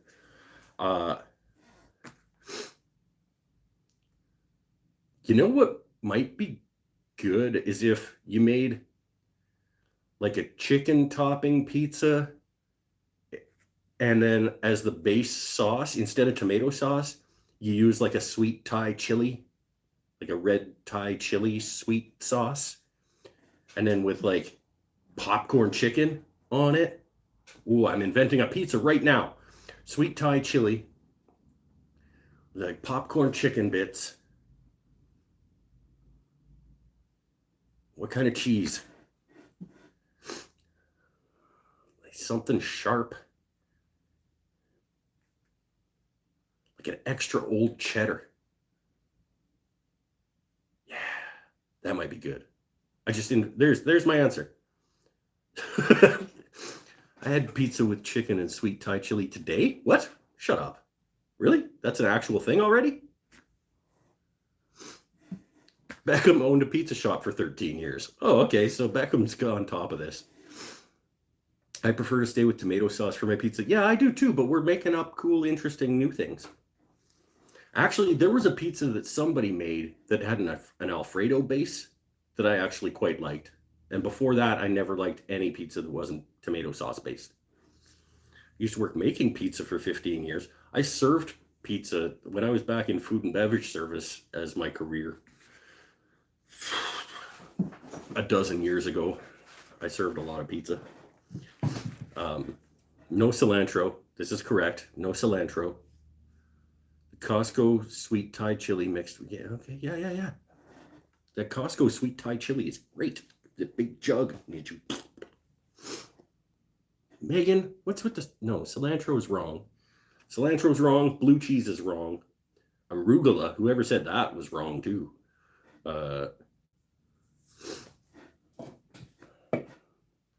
Spinach pizza? Your wife loves spinach pizza? Okay, I mean, everybody's allowed to like what they like, but blue cheese is disgusting. I still make pizza fairly often, all homemade, donut sauce. Yeah, you probably make really good pizza if you actually worked in a pizza shop. Beckham probably makes really good pizza too. Your girls like pineapple on pizza?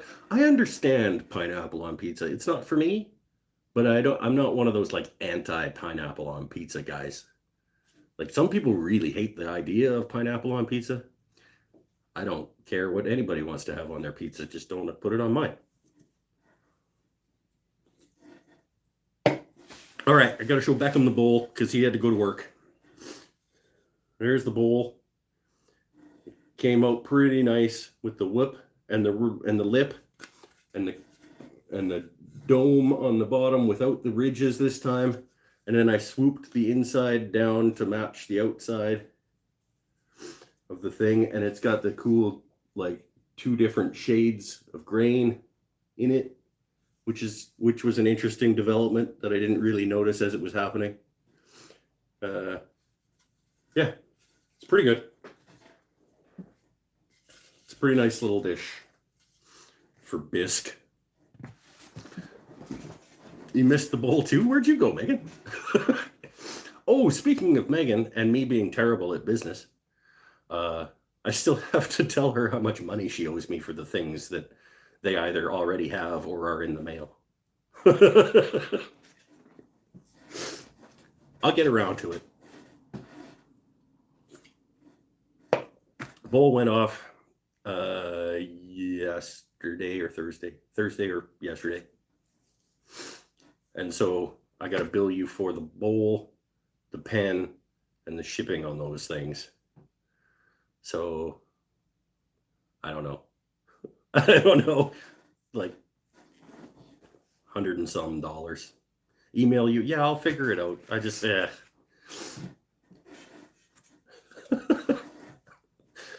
I'm good at business. Hey, I made $9.50 on this show, so like, yeah. Was anybody late and didn't see the guitar? Because I will take another opportunity to show off the guitar. Bam! Boom! Guitar is getting close.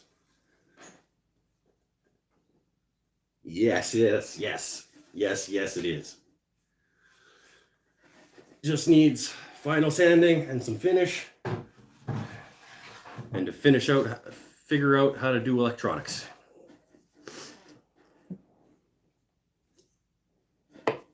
I asked Ben Crow at Crimson Guitars on his live show the other day, where he answers questions about stuff. I said, "Hey Ben, can I outsource my electronics on my guitar? Because it's my first guitar, and I think I've learned enough. Thank you very much.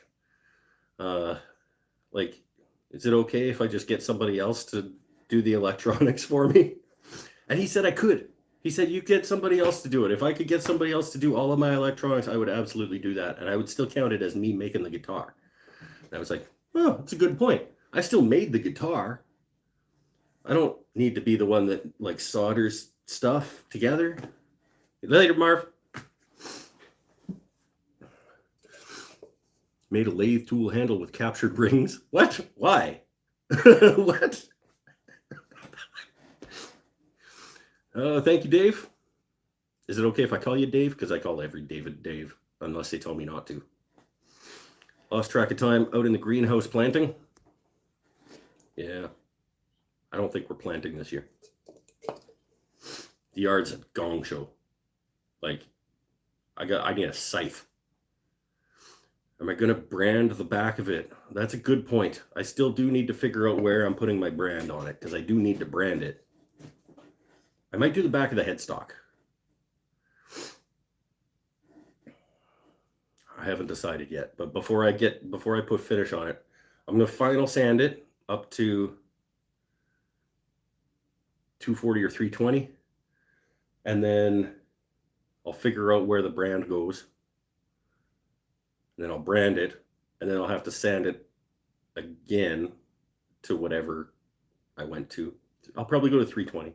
No, I'll probably go to 240. At that point, I'll just be done. Sand it to 240. I'll brand it somewhere. Sand it one more time at 240 to get rid of the little burn marks around the brand. And then I'm going to hang it up. I'm going to lacquer it over the course of 2 days, probably. 4 or 5 coats of lacquer. I can't brand the bottom of the neck. The bottom of the neck is round. Are you talking about the heel of the neck? It's glued into the body. Electronics are easy, plenty of diagrams out there. Yeah, but I don't know how to solder.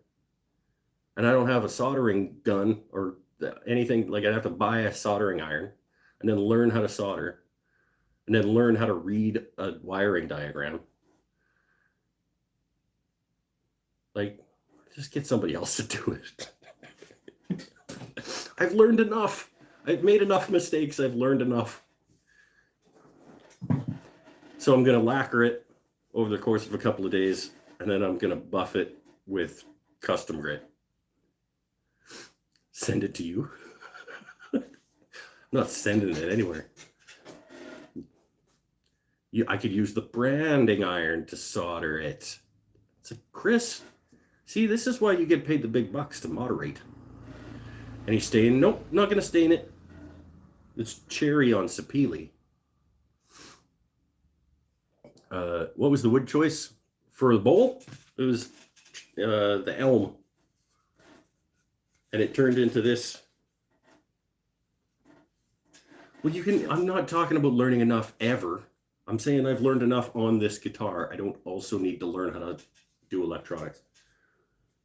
So, Tomas, that was the result of the ELM bowl. I did one swoop on the outside, and then I mimicked that swoop on the inside with a little rim. And then we found some like discoloration, some different colorations and stuff in it while we were going through. And it's pretty nice. Turned out pretty good. It's a little shallow. I've decided that it's one of those soup bowls that they give you at a fancy restaurant that's too fancy for you. And they put bisque in it, and you're like, I don't even know what bisque is. And then it comes in this, and there's like a centimeter of soup on the bottom, but it was like a pureed soup that they put in a blender. And it's probably cold, and it's supposed to be cold. That's what this bowl is. It's yeah, it's for that. Did I fret the neck or did it come pre-made? I made everything. I fretted. I did that whole guitar came out of 3 pieces of lumber and some little chunks of metal.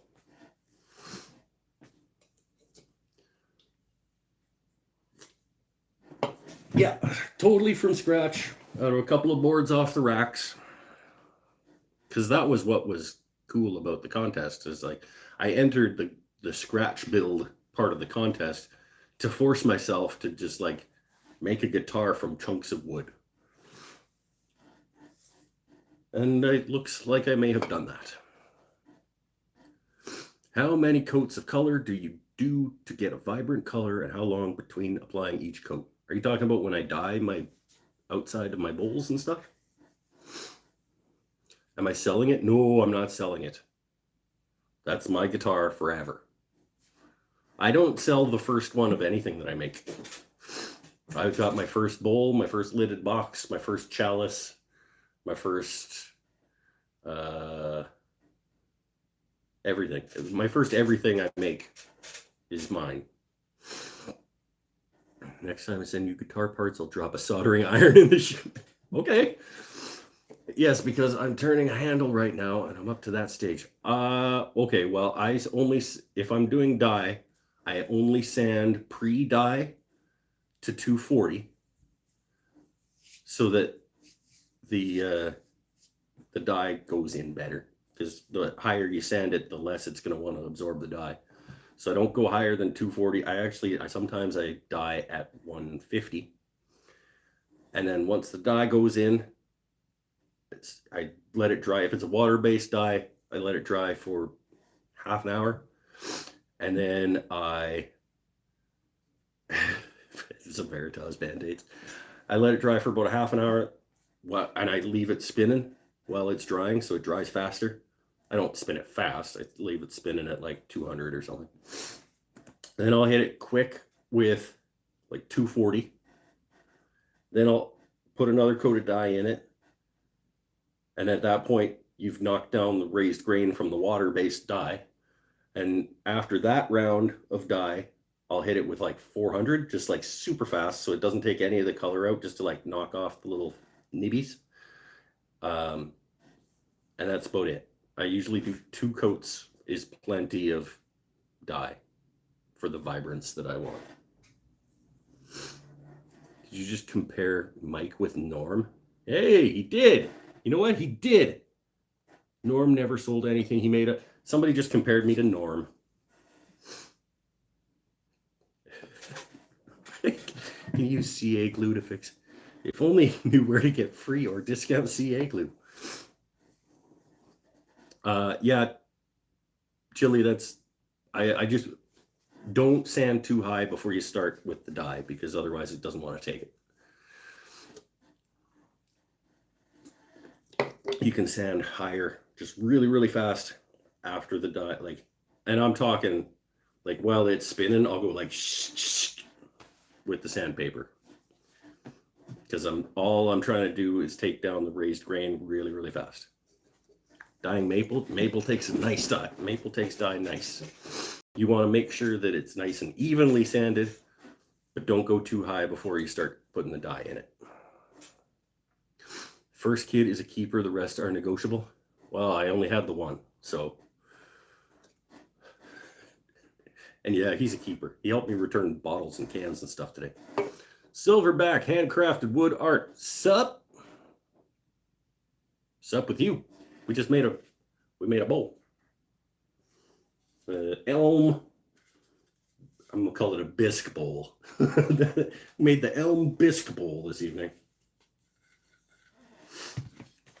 And you showed up just in time for the end of the show, because I am gonna be done. You can dye wood in a vacuum pot. Yep, you can.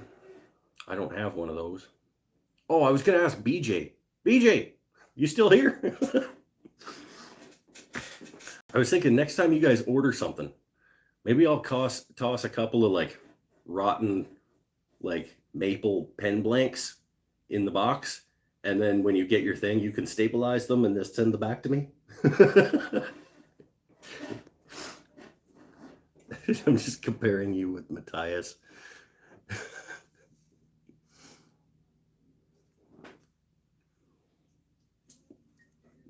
Except that I don't pick up lazy boys off the side of the road. Yeah, it wasn't last. The only bisque I want is a biscuit with cream gravy. There you go.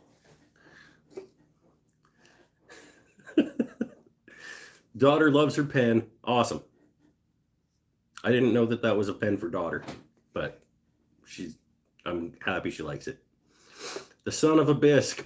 That's the son of a bisque bowl. That's what this is. Check out Justin Johnson playing the 3-string shovel guitar. Okay. If I remember that at all. He's got to get his bed bug infections from somewhere. Yeah, I guess. Dude's a millionaire. Like, why is he picking up furniture off the side of the road and trying to fix it? Like, he's just weird. Anyway, I am going to bid you adieu. I appreciate everybody stopping in again to watch the son of a bisque. Thank you, Mr. Pinnell, for the idea with the whoopity, with the single whoop. I don't think, do you think I did? Because you thought 9 down to 6 was your goal here. I'm 8 7/8 down to, oh, dude, 6 1/8. That's not too bad. That's not too bad, yo. All things considered. I didn't measure anything. All right. See you in about 3 weeks. Well, you're not going to see me in 3. Oh, yeah. Okay. Tomas, you're welcome for the show. I appreciate you coming in. Scott, thank you very much. Enjoy the golf. Yes. Going golfing again tomorrow. It's going to be awesome. Stay happy, stay healthy, stay safe. And we will see you in a week. Except that if I am finishing this guitar next weekend, I am not turning next weekend and putting a bunch of dust in the air while I'm finishing my guitar. So next week may or may not just be sort of a hangout, have some bevies kind of show. Maybe spray a coat of lacquer on a guitar. But we'll see where I'm at by that point. I'll know by Thursday whether that's a thing that's going to happen, at which time I will put a post up on Facebook and Patreon to let you guys know. Oh, that's it. That's all. Stay happy, stay healthy, stay safe. I have one more week of work as a journalist. My last week of being a journalist this coming week. Whew. That's weird. Happy Memorial Day to my American friends. Thank you for serving if you have served. And bye for now. That's it. I'm shutting it off now, for real.